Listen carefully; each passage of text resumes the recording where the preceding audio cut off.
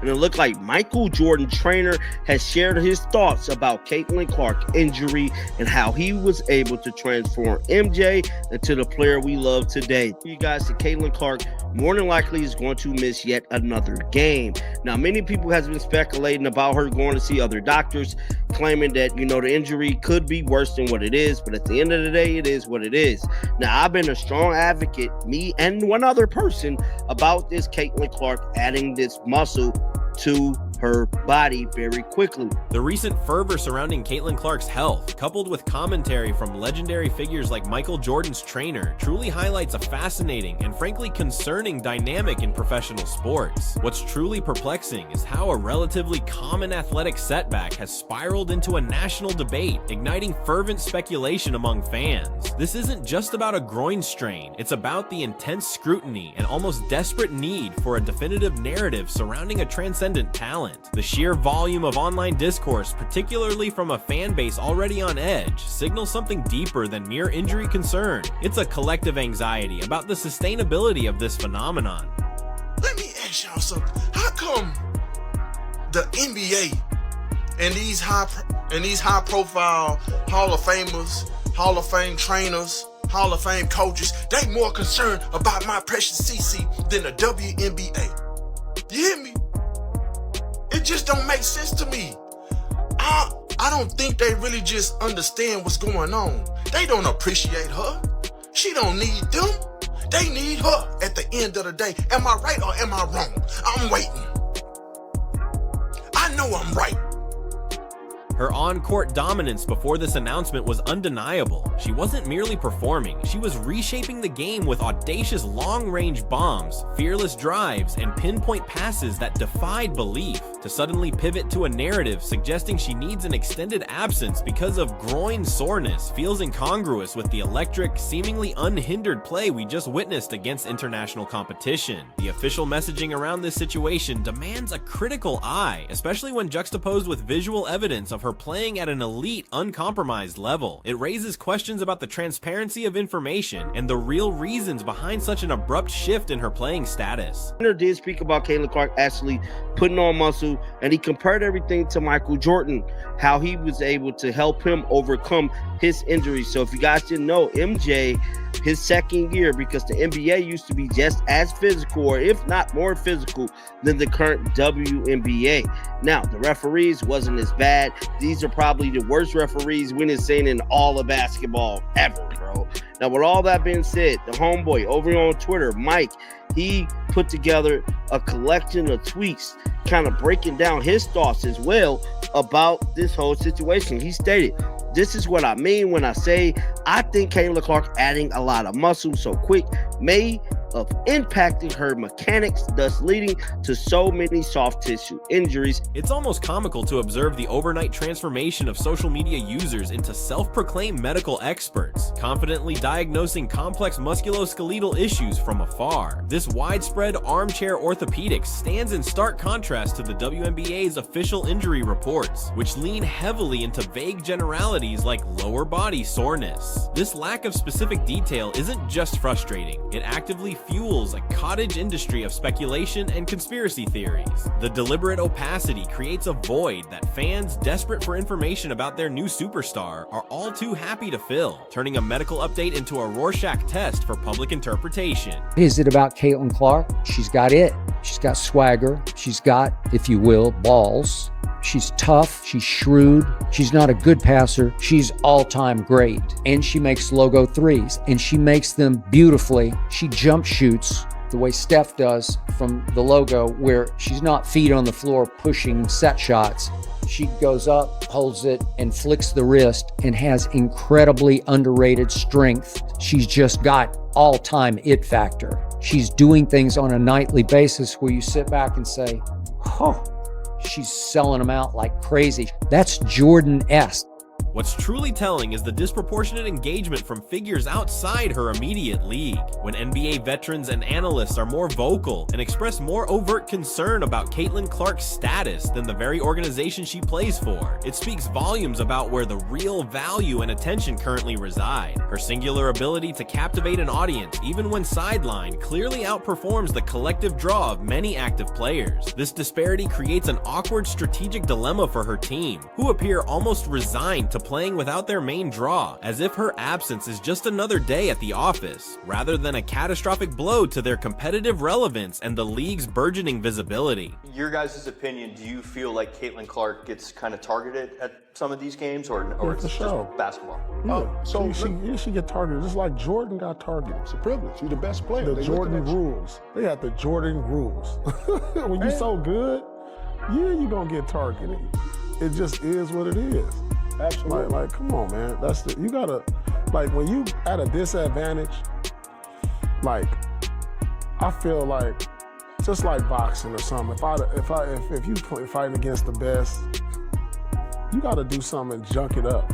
The official narrative of rest and recovery feels less like a medical directive and more like a carefully constructed public relations strategy designed to manage a crisis. It's hard to shake the feeling that this isn't about giving her adequate time to heal, but rather an attempt to cool down the explosive momentum she's generated, perhaps due to factors beyond mere physical well-being. This perceived pattern of unexpected setbacks coinciding with her peak performances, from questionable fouls to ambiguous calls, and now this vague injury, has not gone unnoticed by a skeptical public. Instead of quelling the fervor, this calculated silence and ambiguous phrasing are only intensifying it, sparking a wave of suspicion that perhaps her meteoric rise is being deliberately and mysteriously tempered. Why is that an issue? I asked this question respectfully, Nafisa, because I remember in the 80s, for example, when Magic Johnson and Larry Bird took the NBA by storm and they were winning championships, competing for championships, but then this dude named Michael Jordan came along.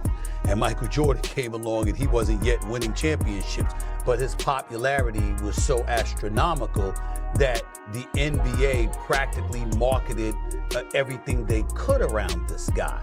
So to know that there's an example like that as a shining example to be followed that could benefit the league, particularly down the road, why is that an issue when we've seen that such a marketing plan has worked in the past?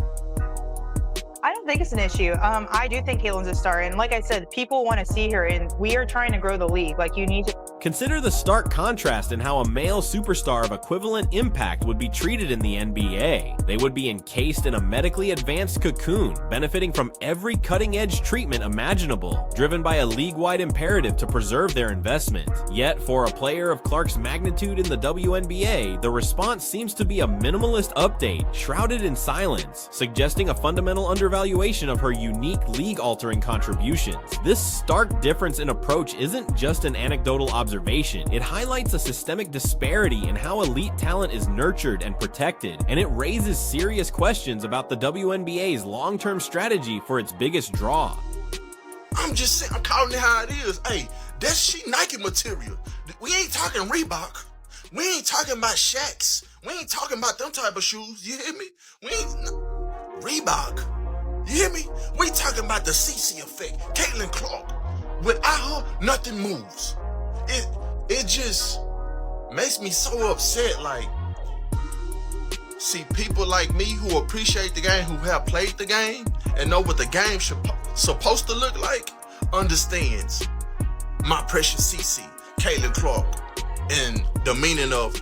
If an NBA top draft pick so much as sneezed, the media ecosystem would ignite, dissecting every symptom with microscopic intensity. Yet for Caitlin Clark, a player who has single-handedly elevated an entire league's profile, the response to her unexpected sidelining has been astonishingly subdued and opaque from official channels. The platitudes about caution and protecting the investment ring hollow when juxtaposed with her recent unhindered stellar play. This isn't about routine load management. This feels like a sudden, jarring halt to momentum that defies logical explanation. The league's apparent nonchalance, contrasted with the alarm bells being rung by those outside it, signals a profound miscalculation of her importance, both as an athlete and a commercial phenomenon.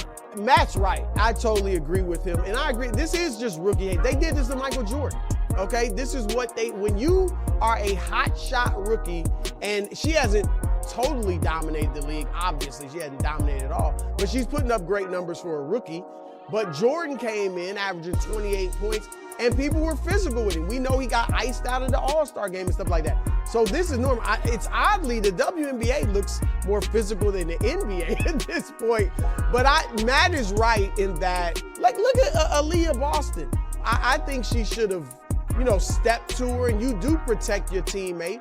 And let's be candid, while no one wants to see an athlete push through a genuine injury, the prevailing sentiment is that her recent form simply doesn't align with this sudden, indefinite absence. The lack of visible struggle, coupled with her clearly expressed desire to compete, feeds directly into the fertile ground of public speculation. Theories abound, ranging from overprotection to perceived league-level punishment for her overwhelming popularity, or even a strategic attempt to prolong her marketability by stretching out her event appearances. Regardless of the truth, the opaqueness is damaging. Without Clark, the undeniable surge in interest in the league will inevitably wane, exposing a critical over-reliance on a single individual and raising serious questions about the league's ability to capitalize on its newfound spotlight. It's a strategic misstep to sideline the very engine driving the momentum. The Indiana Fever thinking about shutting down Caitlin Clark for the year? This was an announcement from them earlier today. Many of you know Caitlin Clark has been dealing with a groin injury this year. She picked it up in June against Seattle. She missed a bunch of games and then re-aggravated it against Connecticut just a few days before the All-Star game. She's been out since. She's missed 11 of 23 games this year. But this is the statement today from the Fever. Caitlin Clark underwent further medical evaluations earlier this week, which confirmed that no additional injuries or damage were discovered. This is very good. Clark will continue working with the medical team on her recovery and rehabilitation, with the priority on her long-term health and well-being. The underlying issue, and a point that's often missed in the immediate panic, could stem from a fundamental miscalculation in her physical conditioning. The push to bulk up, to add significant muscle mass in the off-season, while seemingly beneficial for durability, might have inadvertently compromised her natural fluid athleticism. For a player whose game relies on explosive agility, quick changes of direction, and a nuanced understanding of spacing, this added mass could very well be the culprit. The trade-off between raw power and fine-tuned dexterity, particularly in high-impact sports, can lead to unforeseen vulnerabilities, especially in connective tissues that are suddenly under increased strain. This isn't about weakness, it's about the body adapting, sometimes painfully, to an altered kinetic chain. One of the best athletes we've seen, period. Like, let's not talk about women's sports, men's sports. She is an elite athlete on her own caliber, in her own tier. I'm really excited for what it means for women's sports, because more eyeballs means these women get to have the salaries that they deserve. They have the resources that they deserve, that they have earned and worked for. We can't just have a top tier female athlete be a top tier female athlete without it coming with but and. Right. And but. There has to be some kind of polarization. There has to be some kind of controversy. The whole narrative of having to protect Caitlin Clark has a lot of nuance behind it, and nobody is having those conversations. Anyone with an understanding of high-performance athletics knows the delicate balance required for a finesse player. Overdeveloping quads, for instance, can drastically alter the biomechanics of movement, putting undue stress on the very joints and soft tissues that enable explosive, multi-directional motion. Sprinters, who rely on rapid acceleration and deceleration, are built for linear power, not necessarily the twisting, cutting, and jumping required in basketball. For a player like Caitlin Clark, whose artistry is in her ability to glide, to create space with subtle shifts, and to exploit angles, this kind of training can paradoxically lead to injury. When you demand brute force from a body designed for elegant efficiency, the weakest link, often the groin or hamstrings, inevitably bears the brunt of that misaligned stress, leading to a lingering, frustrating recovery.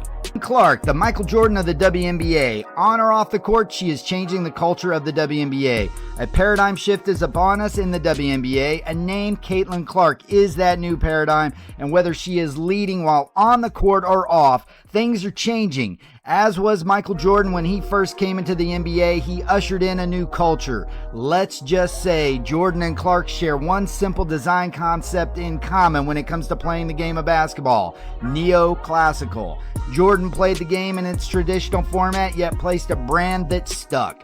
Clark has and will carry on that same concept. The subtle warning signs were there for those observing closely. A barely perceptible hesitation in her first step, a fraction of a second delay in her lateral movements, or a slightly less fluid landing. These weren't glaring red flags, but rather whispers from a body under increasing stress, struggling to maintain its elite form while adapting to new physical demands. Most fans caught up in the thrill of her performance likely overlooked these nuances, focusing instead on the impressive visual transformation of her physique. This gradual accumulation of strain is a classic precursor to soft tissue injuries, where compensating muscles silently take on excessive loads until something finally inevitably gives way, forcing a sudden and unwelcome pause. Hey bro, I know y'all want to hear it, man. Y'all WNBA true fans, all 24 of y'all don't want to hear the fact of this is 1000% the Golden Goose. I don't care if they selling race. I don't care if they selling drama. I don't care if it's not about basketball. We have never seen the WNBA this hype. It could be negative or positive. It don't matter. What is Caitlin Clark's foul doing on CNN? They got the girl getting hit in her head on CNN like it's Obama. So, while the official word is rest, the underlying reality is likely a critical and perhaps long-term recovery period. The league's current communication strategy, shrouded in ambiguity, only serves to amplify public concern rather than alleviate it. Instead of treating its burgeoning superstars' health with such baffling secrecy, the priority should be marshaling the absolute best sports medicine expertise available. This isn't a moment for a standard medical leave. It's a critical juncture that demands an all-out effort to protect and future-proof its most valuable asset. Until she can execute her signature moves without a whisper of pain or hesitation, a complete unhurried recovery is not just advisable, it's an absolute imperative for her career longevity and the league's future prosperity. I was watching Caitlin Clark in the Indiana Fever, so I've compared her to Michael Jordan, not stylistically obviously, but in merchandise sales, kind of a dynastic TV rating changer, and in year one, like you just were like, wow, nobody plays like that. And then in year two, Michael Jordan got hurt. And then in year two for Caitlin Clark, she's getting banged up and hurt. Why did MJ always get hurt early? Because they were tackling him. Nobody knew how to stop him. And the WNBA officiating is just changed. Like it was always a physical league. Now it's insane. So last night she gets hurt again. And perhaps the most crucial takeaway from this entire saga is a broader philosophical point about athlete development. Sometimes less is more. For players like Caitlin Clark, whose genius lies in their finesse, their fluid motion, and their ability to orchestrate, the relentless pursuit of raw power can be counterproductive. True athletic longevity and peak performance often stem from cultivating and protecting a player's natural gifts, not transforming them into a mold that doesn't fit. She thrives on agility, a quick first step, and the freedom to create, not on brute force.